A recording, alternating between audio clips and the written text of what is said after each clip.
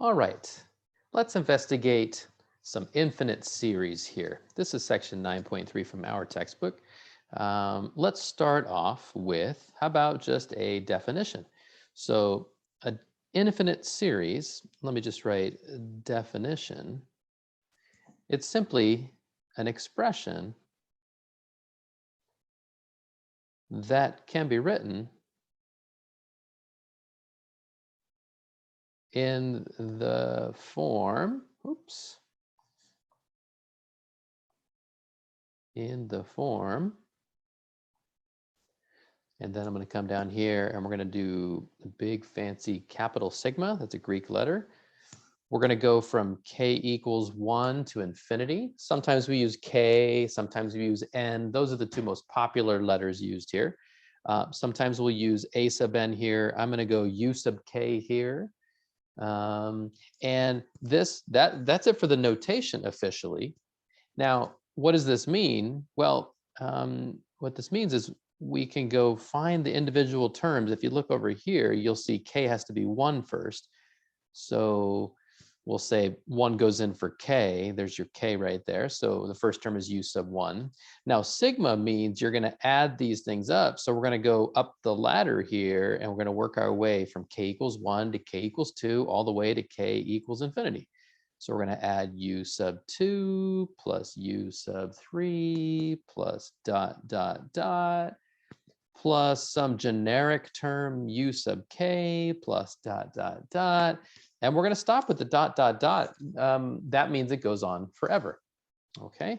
Now, all of these guys right here, this guy, this guy, this guy, this guy, all of these guys, these are all considered terms of the series, right? Just like we had terms of a sequence, we now have terms of the series, but instead of commas separating them, we have addition signs.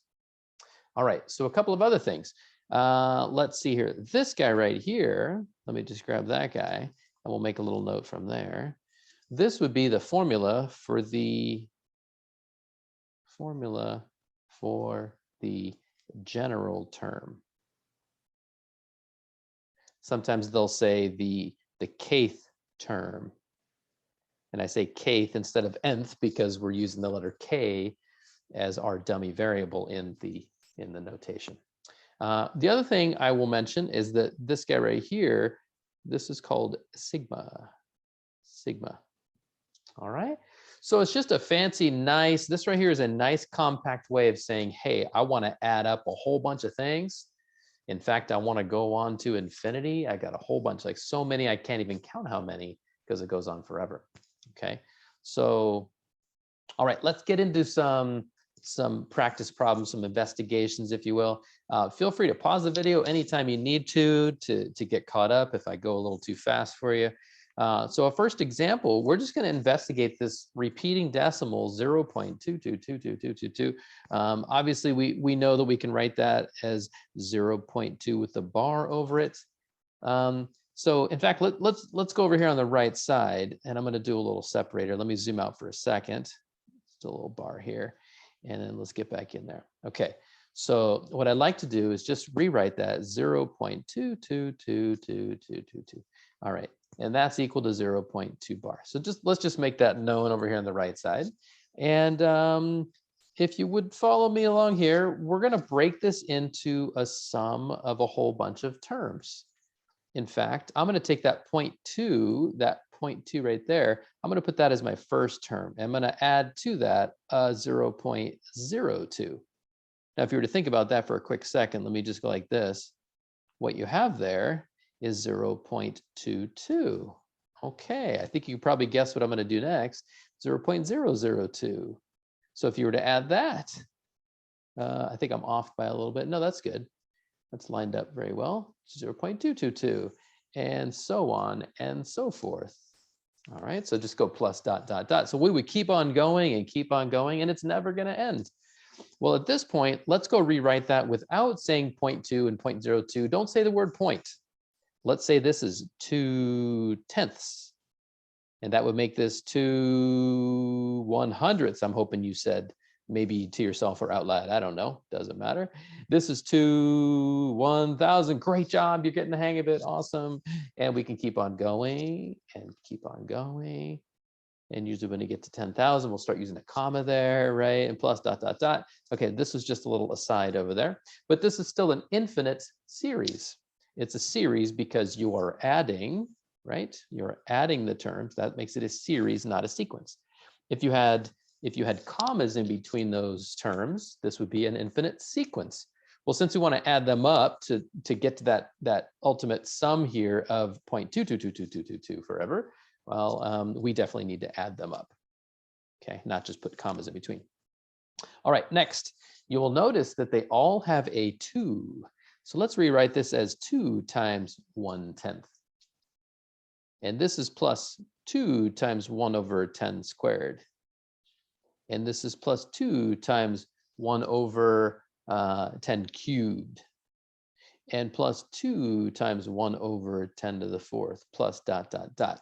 Again, I didn't tell you this, but we're looking for a formula. We're looking for that general term, that kth term, like what's the formula, so we can write this in a nice sigma notation. Now let's go ahead and label this. How about some green right here? We're going to call this a sub 1 and a sub 2 and a sub 3, and you're going to see some really nice connections here. Now we've been finding formulas for infinite sequences for a few days now, probably. At this point, it's time to use the skills that we've gotten from that process, and we're going to write out our general terms. So if you're thinking, what's a sub k? Well, this a sub 1 gets me a 1 right there. A sub 2 gets me a 2 right there. A sub 3 gets me a 3 right there. So it looks like, and I could be wrong, it looks like there's always a 2. Let me highlight that. There's always a 2. That's a constant out in front of every single term. And then there's always this 1 over 10, 1 over 10, 1 over 10, 1 over 10. So it looks like there's always a 1 over 10. And then what's changing is this little power right here, the 1, the 2, the 3. And conveniently, those match up perfectly with the subscript that you see right here and here and here. All right, so here's what we got. 1 over 10 to the k. Perfect. Looking good. And then we're going to let k go from 1 to infinity. So this is one way to write it. And if you wanted to check a term, you just go out here and say a sub 4. Okay, so k is equal to 4. If you put a 4 over here, that would be, let's see, that would be 1 over 10 to the 4. Good, with a 2 out in front. And that's exactly what you saw over here. I got too many circles going on here. Let me clean that up. I don't want all that mess there. All right, so this looks like we've got it. We've got it. There are other ways to write this, though. We could, if we wanted to, and it's very common to do this, is to go write 1 over 10 with the power of k out here. And then we'll have our k going from 1 to infinity, just like limits, right? Keep writing that stuff with a limit, with the k going to infinity. Now k is going from 1 to infinity, and we got some summation notation here. Okay, so what we have here is a common ratio of 1/10. Oops, that was supposed to be a different color. Let me get that to be a different color. How about some green? This right here is a common ratio. Common ratio equals r, and it's 1/10. It's what you're going to use to multiply from one term to the next, to the next, to the next, to the next.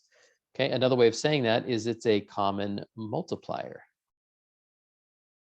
Let me put common in there too.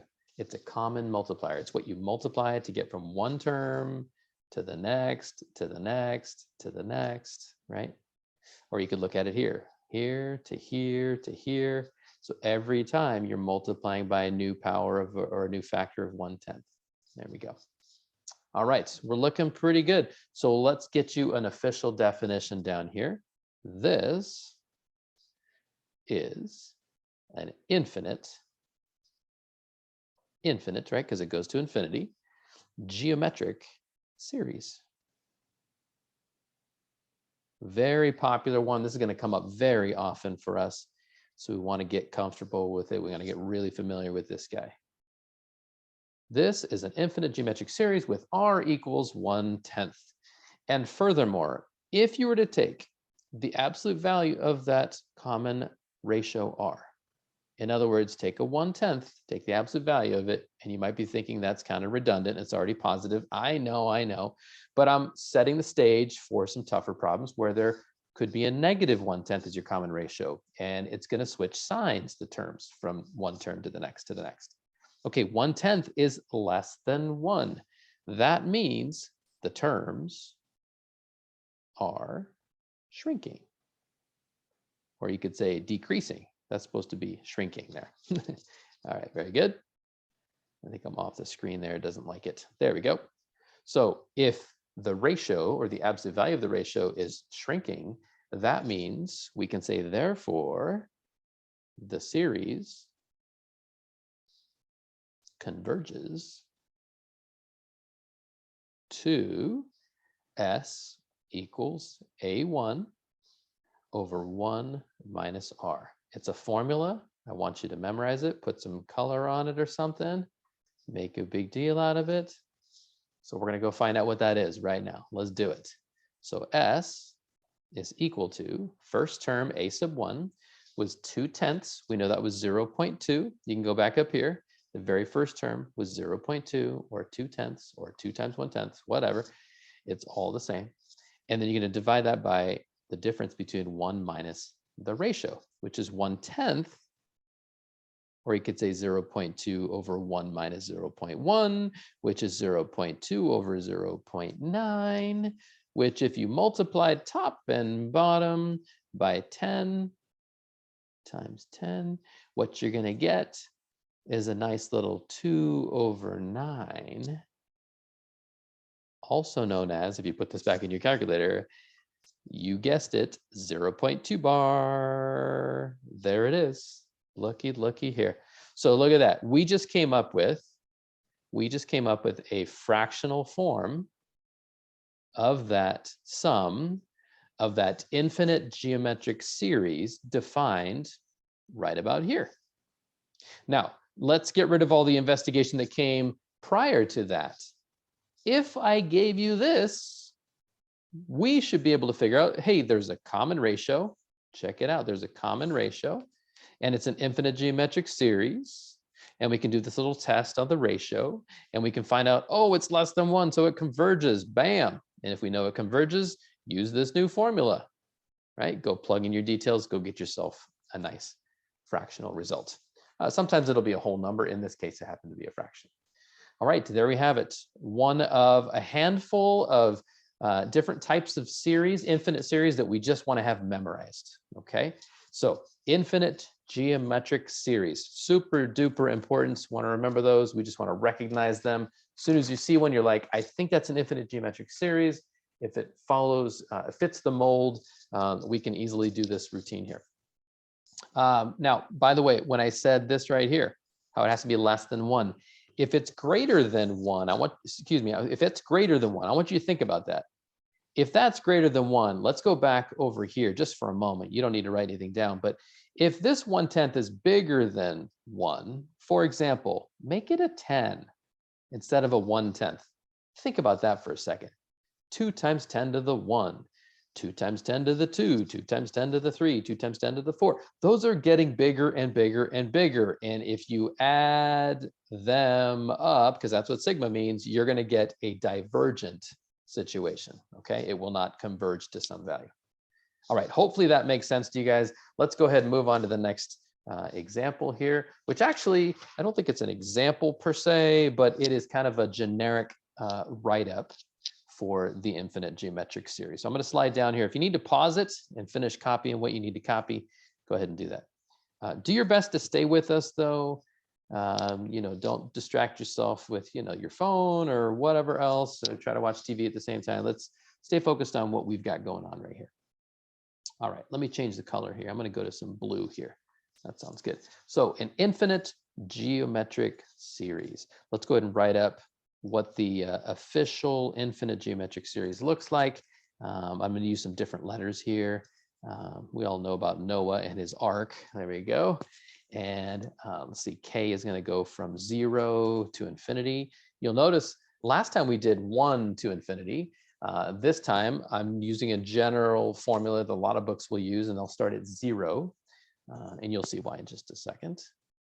And if we were to just plug in a k value of 0, what you're going to see is a times r to the 0 plus a times r to the 1, and we'll just get it going here. A times r to the 2 plus dot, dot, dot, plus a times r to the k plus dot, dot, dot. Okay, we know that r to the 0 is 1. So that means you're just going to get a back as the first guy. And then you're going to get r, and you're going to get AR squared, and so on and so forth. All right. So we've simplified it down a little bit, and we should make a little note here that A should not be 0. If A is 0, this is a very boring, we call it a degenerate case, because if you think about it, if A is equal to 0, you got a 0 times anything, 0 times anything, and everything's going to be 0. And let's add up a bunch of zeros. Yay, this is fun. What are we doing? Wasting our time. So A should not be 0. Okay, A is some constant other than 0. Can be a whole number, can be a fraction, whatever. All right, if you have an infinite geometric series, we know this. It's converging, or we could say converges, if the absolute value of that common ratio is less than 1. And it diverges otherwise. Now you could say diverges otherwise, but I'm gonna actually write the symbols. And that would be the opposite of being less than 1. Some would think it's just greater than 1, but we're missing something. We need the equal sign. Now think about that for a second. If r is equal to 1, what you're saying is multiply by the same thing over and over and over. So if r is equal to 1, you're going to get a plus a times 1 plus a times 1 squared plus yada, yada, yada, which is just an infinite number of a's, which of course is going to diverge. I think that's pretty obvious. You could just think of a as a 1. 1 plus 1 plus 1 is 3, plus an infinite number of 1s after that will diverge to infinity. Now, if you're thinking, wait a minute, what if a is only 1/1000th? Okay, fine. It's going to take me 1,000 steps. And 1,000 steps, I'm going to add up 1,000 fractions that are all the same. And 1/1000 plus 1/1000, 1,000 times will get me a sum of 1. But do that 1,000 times, and you're going to get 1,000 ones, and that gets you to 1,000. And then you keep on growing from there. It's going to go to infinity, trust me. Okay. Let's go down here. If it converges, that's really messy. If it converges, comma, then its sum is given by S. Sometimes some books will call it S sub infinity. That's pretty rare, but sometimes you'll see that. That just means it's an infinite sum. And they're going to say it's A over 1 minus R. There we go. And that A on top, this guy right here, that's just your first term. That's the first term. Okay. Now, if you look up here, it clearly is the first term. We got to be careful though, because if this is starting at a different value, like k equals 1 or k equals 2 or k equals 7, it doesn't really matter. Plug in 7 if k starts at 7 and get that first term. Okay. All right. Great time to pause if you need to. We're going to move on to example 2 though. So that's your general definition there for infinite geometric series. All right. Example 2a. Here we go. We've got 5 over 4 to the k. And basically they're asking us, does it converge or diverge? And if it converges, can you figure out what it is converging to? So I'm just going to draw a little line here to separate the left from the right. And first thing I think we might want to do is just write out some terms. Let's do that. So we get 5 over 4 to the 0. You will not need to do this every time. Sometimes a question will ask you to do this explicitly. But if it does not, feel free to skip this part. if you don't think you need it. It's going to continue on like so. And let's see. I think I'd like to clean this up. 4 to the 0 is 1. That's just going to leave me with a 5. And then I'm looking at 5/4 and 5/16 and 5/64 and so on and so forth. It looks like the top is staying constant at 5 and the bottom is going to go to infinity. So I do feel like those terms individually are going to 0.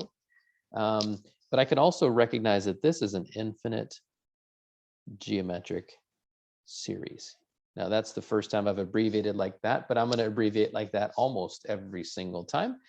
And my first term, A, is equal to 5. You can see that right here. And R is equal to, if you just think about what did we do to multiply to get from here to here, to here to here, to here to here, it is 1/4. You can see it here as well. Look, you're not changing the top, so times 1 on the top. So if you want, you can go like this, times 1, times 1, times 1. And on the bottom, it's times 4, times 4, times 4. So put them together. You're multiplying by 1/4 every single time. All right, so we can use our little rule. Take the absolute value of R. Well, it's the absolute value of 1/4, which is still 1/4, and it is less than 1. And that means the series converges. So if all they asked was, does it converge or diverge, you could stop right there. But if they ask you to tell, tell them what it converges to, you would go S equals, go find me the first term, put that on top, 1 minus the ratio. And watch this beautiful mess here. This is going to be 4/4 minus 1/4. That's 3/4.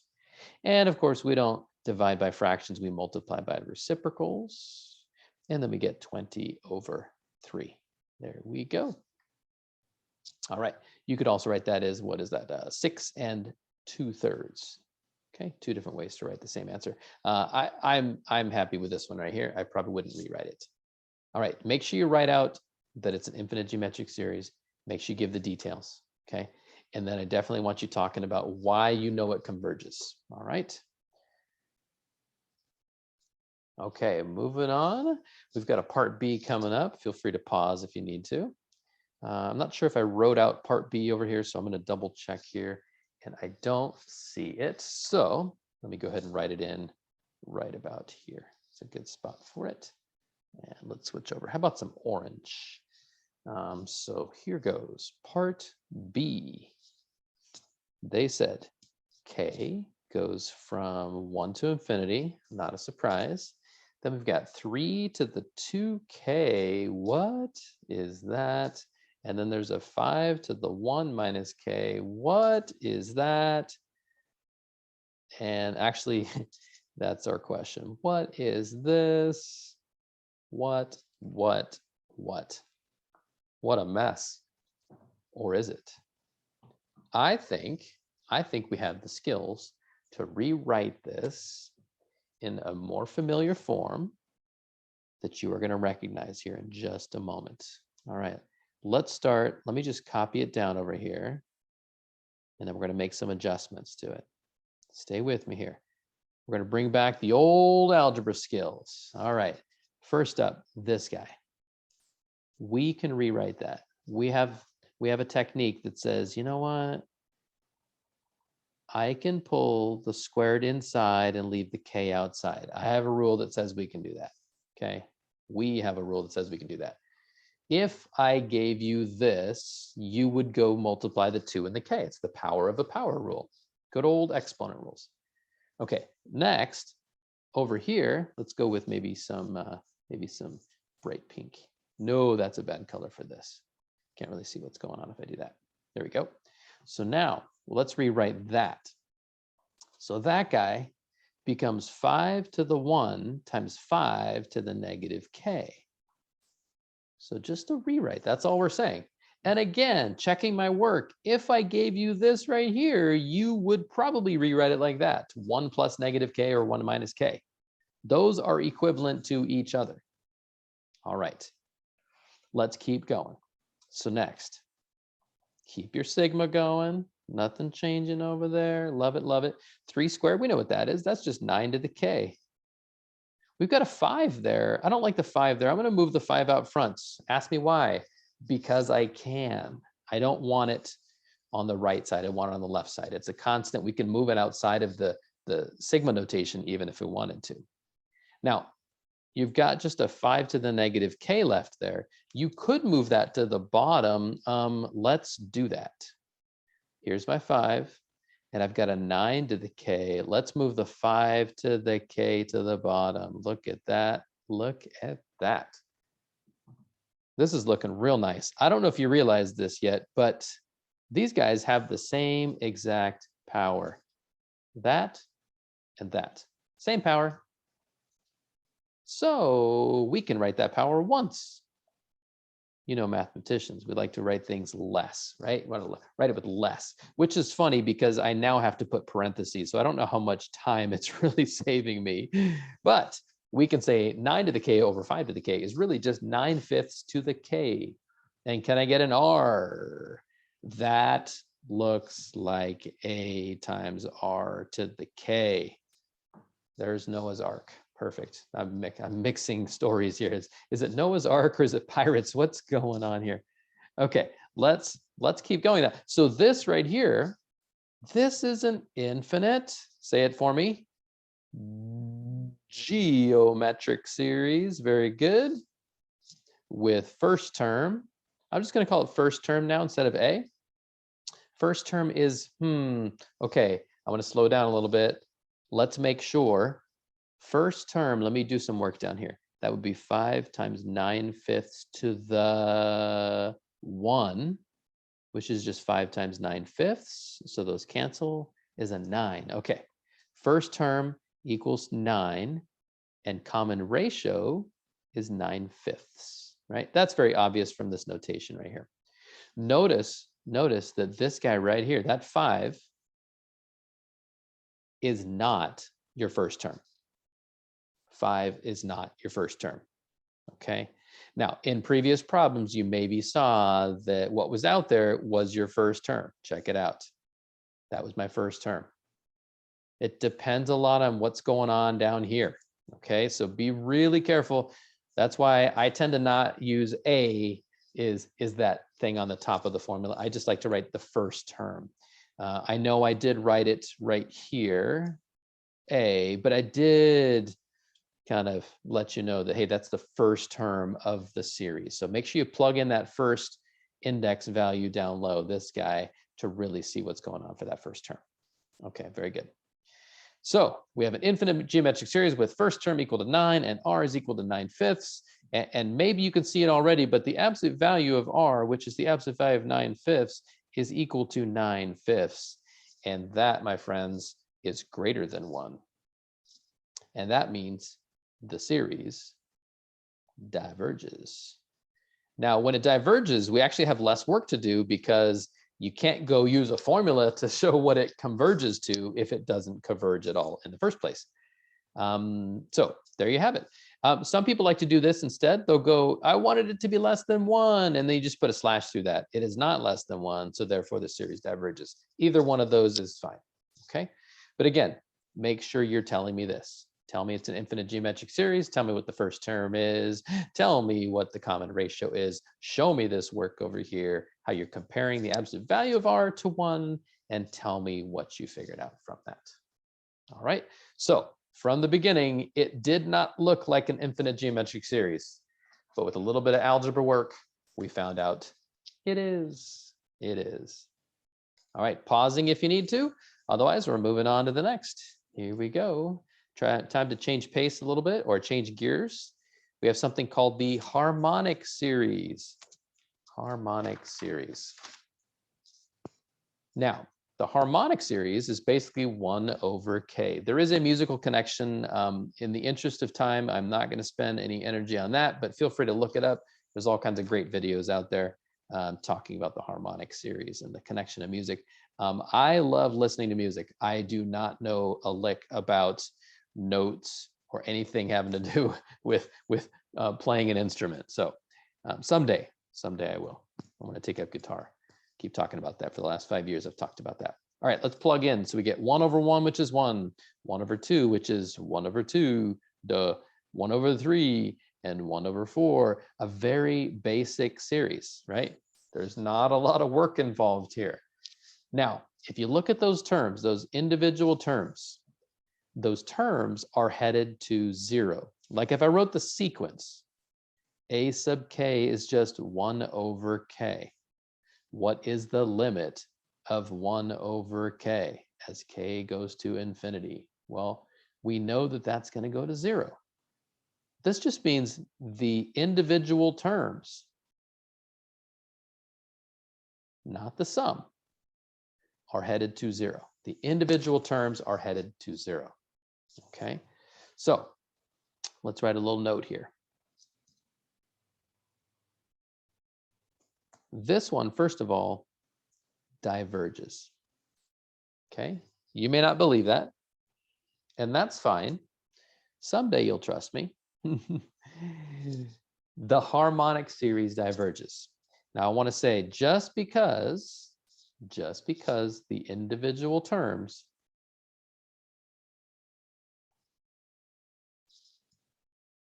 and we'll put it in parentheses, a sub k, or you could do a sub n if you're using n's, that doesn't matter, go to 0 does not mean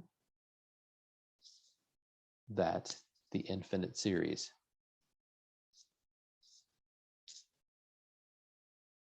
in other words, the sum, we'll put that in parentheses, converges. This can be very tricky, okay? When I say individual terms, I'm talking about this mess over here, okay?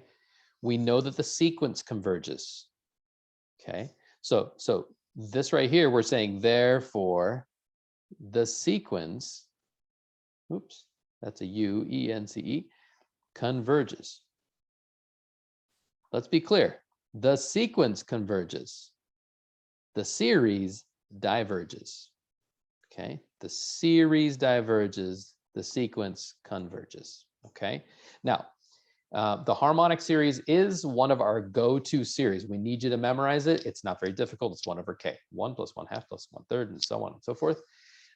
We have other series that kind of look like the harmonic series. Case in point is example 3. C or D is my shortcut way of saying, hey, what do you think about this guy? Does it converge or diverge? So first thing I think you might want to do is just write out some terms. Let's just write out some terms. So we're going to go 1 over 7 minus 4, which is 3. 1 over 8 minus 4, it's a 4. 1 over 9 minus 4, that's a 5th. I think you get the idea. Now that, I think you will agree, looks a lot like the harmonic series that diverges. In fact, if you look up here, check this out. There's the rest of it right there. So if you ignore the 1 plus the 1/2 out front, we are left with basically this new example 3. Now let me ask you, if something diverges, that means that the sum grows to infinity, right? So that means you can't wrap your arms around it and say, hey, here's the final answer. It's approaching the number 2, or it's 7, or 15,000, what have you. Well, if the whole thing was going to diverge, that means it's on its way to infinity, that sum. The sum is on its way to infinity. What if you took away 1 and took away 1/2, like these two guys right here, and said, you know what, don't include those 2 first terms? I think it's still going to head to infinity. What do you guys think? So it turns out that removing a finite number of terms up in the beginning, like these guys, and saying, forget about those, does not affect the convergence or divergence. Okay, so this series diverges just like the original harmonic series.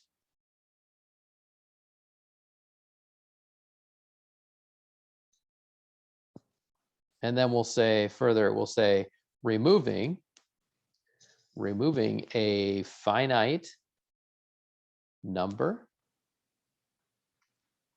of terms does not affect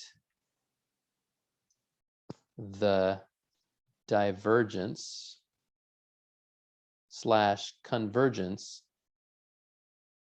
status of the series. I repeat, removing a finite number of terms does not affect the divergence or convergence status of the series. Let me be clear. If you're adding up terms and you know that the original, some other series was converging, right? So you have this plus, let's go like this, blob plus blob plus blob plus blob plus dot, dot, dot, dot, dot. And you found some formula and the formula told you that the answer was 17, blah, blah, blah, right? If we decide to ignore this term and this term and this term, and we just look at the rest of it, we know it's still going to converge. It's just not going to be the same as this right here. It's going to be a little bit less. You're going to have to subtract the blobs that I just subtracted over here. Subtract those weird blobs, right? You get a new sum that you're converging to, but it still converges. I don't know if that made any sense to you guys, but hopefully it did. So basic idea is the status does not change. If you have something that's going to converge and you get rid of some terms, you're like, forget about those guys, right? I just picked 3 terms and got rid of them. You can subtract those 3 from your original sum over here. I don't know why I crossed that off, but you can subtract those guys. Let me go a couple more undos. You can subtract those terms that you're getting rid of from the original convergent sum, but it's still going to converge. Okay, it just converges to a different value. The status does not change. All right, let's move on to the next one. Example 4, a little different style. I think this is the last different style for this, this little set of notes here. So hopefully you're still with me. So example 4, I didn't finish the directions here. It said determine if the series converges or diverges. Oops, that's not a question. That's a command. Go do that. That's supposed to be a period. If it converges, find its sum. If it converges, find its sum. Let me slide this down a little bit further. There we go. And we've got an interesting case here. We've got the sum of 1 over k times the quantity k plus 1. And k is going to go from 1 to infinity here. First thing you probably want to do, first thing I want to do is clean this up a little bit. That just looks too messy over there. Okay, first thing you want to do here is probably write out some terms. This is 1 over 1 times 2 plus 1 over 2 times 3 plus 1 over 3 times 4 plus, I think you get the idea. Let's go one more. All right, very good. Now, I want to talk about something called the partial sums. So we're going to, we're going to define S sub n. It's called the nth partial sum. When you think about partial, we're talking about not the whole thing, but just part of it, right? Just part of it. So another way to say that is it's the sum of the first n terms of the given series. Okay, the nth partial sum. It's the sum of the first n terms of the given series. So as an example, we can use this as an example. Let's go like this. How about it's a different color here? How about some purple? So S sub 1 is just the first term. It's just 1 over 2. I did the simplifying in my head because I'm smart, right? That's the first partial sum. First partial sum. Very good. Nothing too crazy there. The second partial sum is going to take this guy and add it to the first guy. So we're going to go 1 over 2 plus 1 over 6. And we can work that out. Let's see, that's, what is that? 3 6 plus 1 6, that's 4 6, which is 2/3. So 2/3 is the second partial sum. All right, very good. We're on a roll. Might as well keep going. How about an S sub 3? If you want to get slick about it, you can say, well, I already know the sum of the first two. Let's just add a 1/12. So take your 2/3 and add a 1/12. And let's see, you can make this into 12ths as well. So that's 8/12 plus 1/12. That's 9/12, if I'm not mistaken. And that'll reduce to 3/4. And that's the third partial sum. And you could keep going, obviously. I mean, if you think about it, if you fast forward, what if I asked you for the 100th partial sum? Think about that for a moment. I think it's totally doable. S sub 1 got me a 1/2. S sub 2 got me a 2/3. S sub 3 got me a 3/4. Are you with me? Are you picking up what I'm putting down? All right. So let's fast forward here. I think this is going to be, you guessed it, 100 over 101. That's what you said, right? Right. All right. I see the pattern there. I see the pattern there. Now, if that's the case, what are these headed towards? In other words, what's S sub infinity, also known as just S, right? Well, it turns out that's equal to the limit of the S sub n's. And we're going to let n go to infinity. So it really would be good if I could take all of this information right here and turn that into a formula for S sub n. I think it's pretty easy to see. S sub n is going to be n over n plus 1. I mean, take a look at any one of them, right? S sub 3 is going to be 3 over 4. We've got this. This is old stuff. It just happens to be a sum. We've done this before with an A sub n equals blah, blah, blah. It's now an S sub n. No big deal because we're adding stuff up. Okay, so let's take the limit of n over n plus 1 as n goes to infinity. And we got a lesser degree term. Forget about it. Final answer is n over n, which is 1. Look at these numbers here, guys. 2/3, 3/4, 100 over 101. Those numbers, the top and the bottom, are getting closer and closer and closer to each other. They're almost exactly the same. And if you take something that's the same as the bottom, top and bottom, you're going to get a 1. They're not exactly the same. So the limit is 1. Okay, it's on its way to 1. All right, so we have an idea about partial sums. Very good. We even have what we think is the sum for this one. And I've got another technique that I want to walk through with you. This will be example 4 again. I don't know if I wrote it again. Let me see here. Example 4. Okay, yes. So here we go. This is now proof that it really converges to 1. Okay, looking good, looking good. So we're going to take that same formula, okay? Same formula, I mean that same problem. We had, what was it? K goes from 1 to infinity. And we said 1 over k times k plus 1. I think that's how it started, right? So let me just double check. Good. And so this is the infinite series. It's not geometric, right? We don't know that yet. It doesn't look harmonic, so we're not saying that, but it's definitely infinite because you got an infinity up here.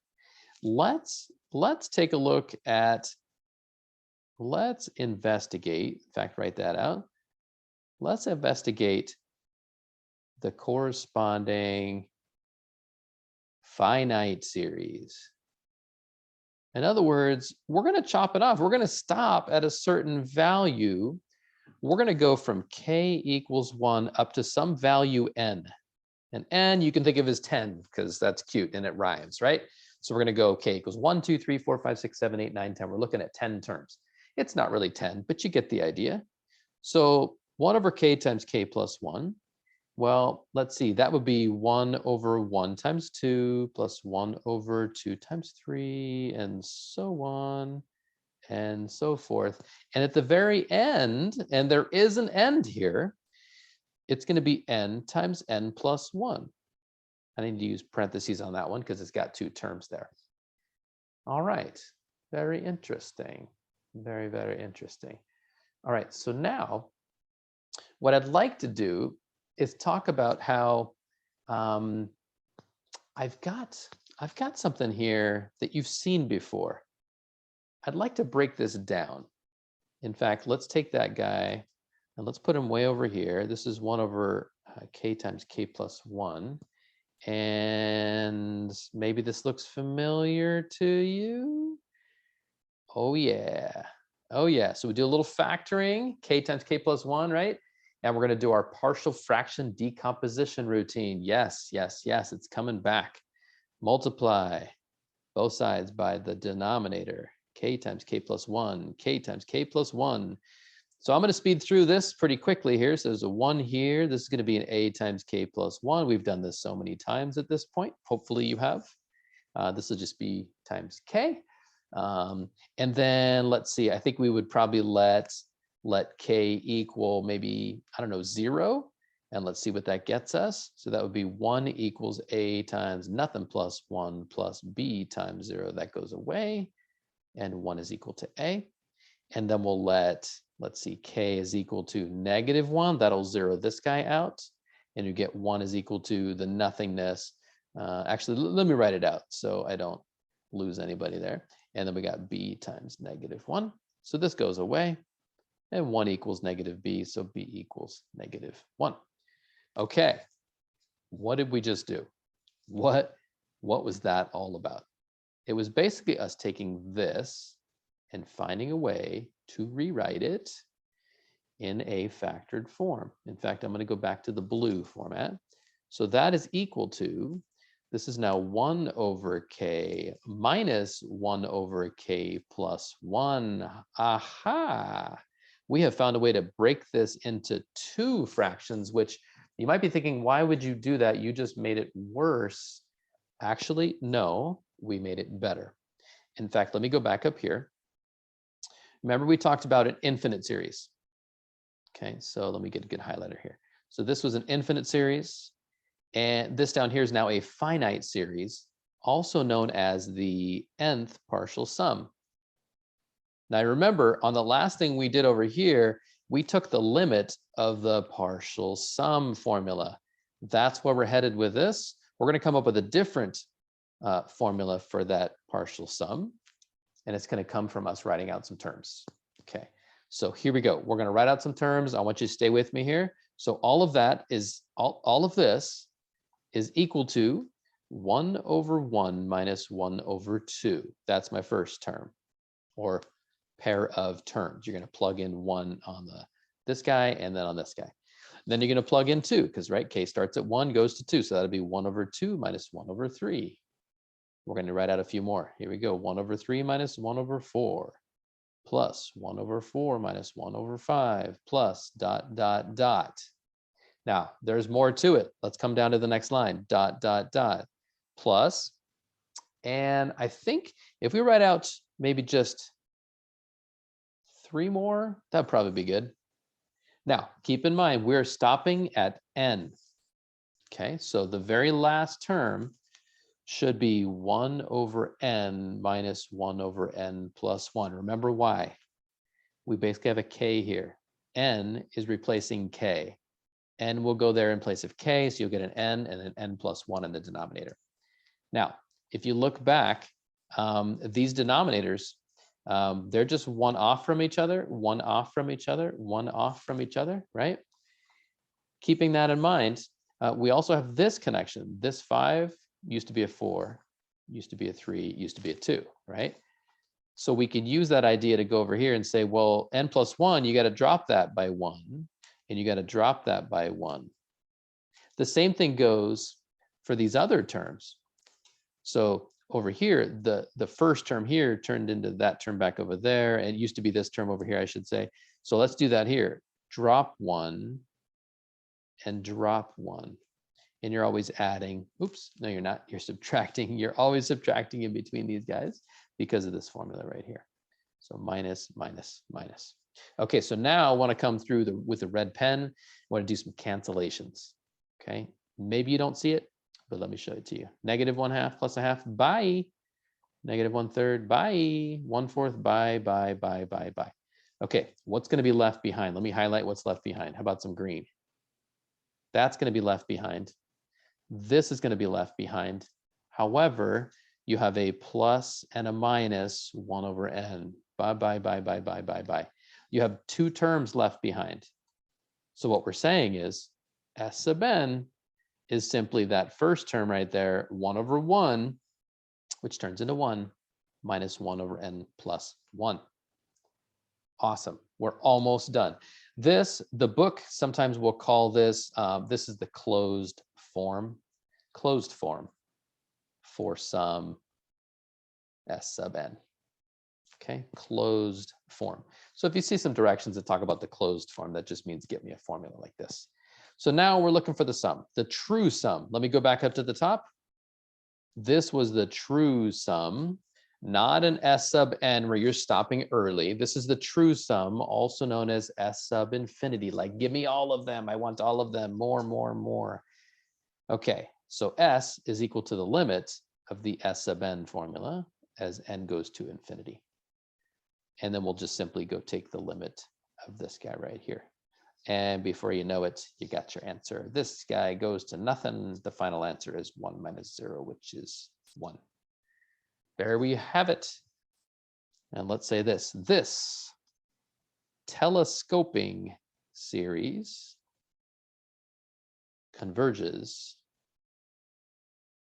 to 1. Boom. This is called a telescoping series, okay? And the reason for that is you had all these terms. If you think about one of those, back to the pirate analogy, right? You know, he whips out the telescope and like expands it and then contracts it so he can throw it back into his pocket, right? If you expand it out, you got all these terms, but you can collapse it down to just a couple of terms, right? So if you don't know what I'm talking about like this. There you go. But it's just a series of rings, but you could collapse it down so it just looks like this, right? So you collapse it down and it looks like that. That's really bad drawings right there, but you get the idea, hopefully. If not, use your imagination. Okay, I think we got just one more. Hang tight, guys, one more. I don't know if I wrote it out yet. There it is, example 5. Example 5, one more example. And then I've got a formula that maybe I'll give you in this video. Maybe I'll save it for some other time. I think I'll save it for another time. So here we go. We've got k going from 4. That's kind of hard to read. K goes from 4 to infinity. We got 1 over k minus 1 over k plus 2. And basically, we're trying to figure out what does that equal, okay? Which implies that it converges. But maybe it doesn't, maybe it diverges. Wink, wink, it's going to converge. It's going to converge. Okay. So first thing we're going to do is we're going to convert that to a finite situation. We're going to go from k equals 4 to n. Again, we're stopping at a finite number n. We don't know what that number is. It's just a general number. And everything else gets copied down the same. We're going to repeat that process that we just did on the last problem. This is going to be a telescoping series, just like the last one. Here goes. 1 over 4 minus 1 over, careful, 6. They're 2 apart this time. 5 goes in next right here, and then 5 goes there to get a 7. So it'll be 1/5 minus 1/7. Keep going. 1/6 minus 1/8. Let's go one more on this row. 1/7 minus 1/9. You really can just look here. You can just go 1/4, 1/5, 1/6, 1/7. And then on the other side, on the right side of each of those, it's 1/6, 1/7, 1/8, 1/9, right? Because k is always going to go by ones as it works its way up this sigma ladder, right? So keep that in mind as you're working through these. It'll speed you up a little bit. You don't have to think as much. You just follow the routine. All right, plus dot, dot, dot, dot, dot, dot, plus. Let's get some other terms in here. So now we're looking at the end of the series. I think 3 terms would probably be good enough. I think. Let me take a look at my notes here. 1, 2, 3. I think I went 4 actually. Let's go a 4th. Okay, so the 4th one, we're going to start with that n right there, and that's going to go here, and that's going to go there. So our last term is going to be 1 over n minus 1 over n plus 2. Now, we always go up by 1 in each denominator. So this n used to be an n minus 1, and before that it was an n minus 2, and before that it was an n minus 3. This n plus 2 used to be an n plus 1. Before that it was just an n. That's a really big space there for a subtraction between all those. And then before the n right there, it was an n minus 1. If you look carefully, these are 2 apart, 2 apart, 2 apart, 2 apart, just like these are all 2 apart. All right, looking good. It's time to go cancel some things that cancel. This is our favorite part. Collapse it on down. I see a 1/6 and a minus 1/6. Goodbye. And a 1/7 and a minus 1/7. Goodbye. I don't think there's going to be another 1/4. Look to the right. The denominators are just getting bigger. I don't think we're going to see another 1/5 either. Interesting. Interesting. So our S sub n now has 2 terms up front. And hint, hint, you're probably going to have 2 terms at the end. There's going to be another 1/8. We just didn't write it. It would have been over here. Goodbye. 1/9, same thing. Let's go circle what's going to be left behind. Maybe cancel some first to get a little more comfortable with it. Let's see here. What else do we have? The 1 over n's are going to cancel. Okay, this is not going to go away. And this is not going to go away. It's just not going to happen. There's no way to get another n plus 1. If you look at these values, they're just getting smaller denominators over there. So the n plus 1 is not going to happen. The n plus 2 is not going to happen again. N minus 2 is going to happen. If you just go down by 1 more, that n minus 2 is going to go away, just like everything else is going to go away. So we've got 4 terms total. Here's that one there, and that one right there. And there we have it. There's our closed form. All we got to do now is write some fancy notation here. So S without the subscript means the infinite limit, right? Or the limit as the n value goes to infinity. So the limit of the partial sums is basically the limit of this mess. So we're just going to throw that into some parentheses or brackets here. And before you know it, we've got an answer. Now, at this stage of the game, we should all know that this goes to 0 and this goes to 0, whether it's plus or minus, it doesn't matter. So your limit is simply 1/4 plus 1/5. If this is the AP exam, this is your AP smiley right there. If not, we're going to turn that into 5/20 plus 4/20 equals 9/20. And there you have it. This is another example of a telescoping series. Okay, telescoping series. Don't forget it. All right, very good. So to recap, just a quick recap, we've got infinite geometric series that we should know. Okay, next up, we've got the harmonic series that we need to know. And then we've got this new type, this telescoping series. I think some books call it the telescopic series. Same thing, telescoping series. So commit these types right here to memory. Okay, recognize them when you see one. You should go, you know what, which one of those is it? And maybe you have to do a little algebra to make it look like, you know, the ones that you've seen before, but there you go. All right, I really hope you enjoyed this lesson. Hopefully you picked up all of it. If not, feel free to go back and watch what you need to watch again. All right, we'll see you guys next time. Take care.